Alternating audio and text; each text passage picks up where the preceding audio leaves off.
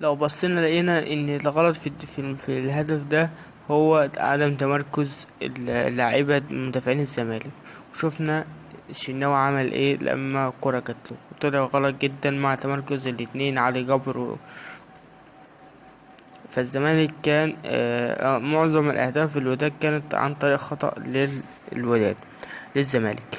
شفنا السلي والهجمة اللي هي المفاجأة والهجمة السريعة، شفنا عدم تمركز من لعيبة الوداد أدى إن بس مرسي كان لوحده وجاب الجون. ذكاء السلي هو اللي خلى الجون دي يجي، وهو برضو اللي خلى الجون التاني يجي. فرحة جماهير الزمالك مكانتش فرحة عادية. لو لاحظنا تاني إن مراد فان لوحده، ما مش داخل على حد، ومعاه اتنين، يعني هما معاه اتنين. الوداد معاه مدافعين وعلى السلة، وهو دخل معاه التلاتة، وعدم تمركز التالت بقى أدى ان هو باسم مرسي يكون لوحده. ده السبب الرئيسي في الهدف الأول للزمالك، عدم تمركز مدافعين الوداد. شفنا الهدف الثالث للوداد عن طريق عدم تمركز من دفاع الزمالك الواضح جدا، وحالة غير عادية من المهاجمين الوداد، يقدروا ياخدوا الكورة من مدافعين الزمالك بأقل سهولة. و- وبيبقى في نص. لو لاحظنا ان المدافع الوداد، خلي بالكم من اللي جاي ورا، خلي بالكم من اللي جاي ورا ده، هتلاقوه خطف الكورة من وسط كام، من وسط 6 أو 7، وجابها جون. اهو الزاوية تانية اهي، خلوا بالكم بقى من ده. بص، هتلاقي ان حتى كمان طلعت الشناوي كانت غلط، ما قفلش صح. الوداد انطفى جامد، وخط الدفاع الزمالك كان بايظ، ادى ان يجيب الهدف الرابع للوداد، وكان امل كبير جدا انه يصعد لنهائي عشان يقابل سان داونز. والكرة ما وقفتش لحد هنا، واللعب ما ماتش لحد هنا. فرحة الوداد ما استمرتش كتير، كان في قلق وتوتر. نفس الموضوع، محدش بيضغط على على مهاجمين الوداد. الوداد جات له ضربة جزاء صحيحة، وجابها جون، نفذها صح.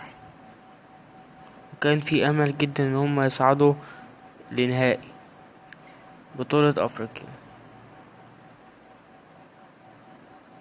قلق من لعيبة الزمالك خلاهم يعملوا مشاكل، والشناوي يجري مش عارف بيجري ليه، ومحدش فاهم حاجة.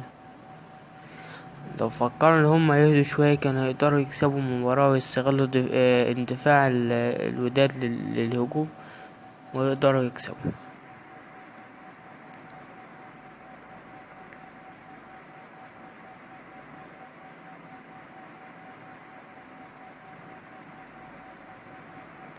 الماتش ما وقفش لحد هنا، الماتش بدأ إثارة من هنا.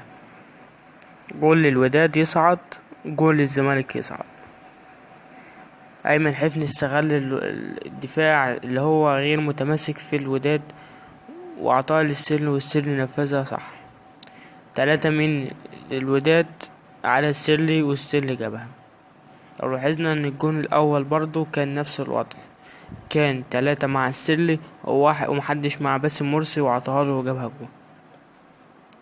الفرحة كانت فرحة، خصوصا الزمالك غاب عن البطولة الأفريقية للنهائي من زمان وفترة كبيرة. مش هطول عليك كتير، لو عجبك الفيديو ده اضغط ليك واشترك في قناتي وكومنت لو في حاجة غلط.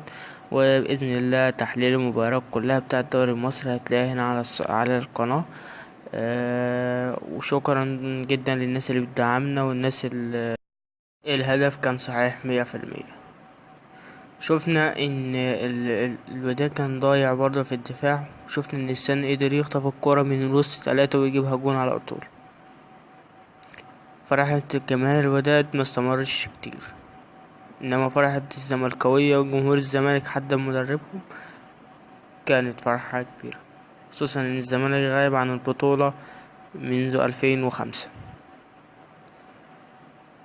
ولكن هل يستمر وضع الزمالك كده؟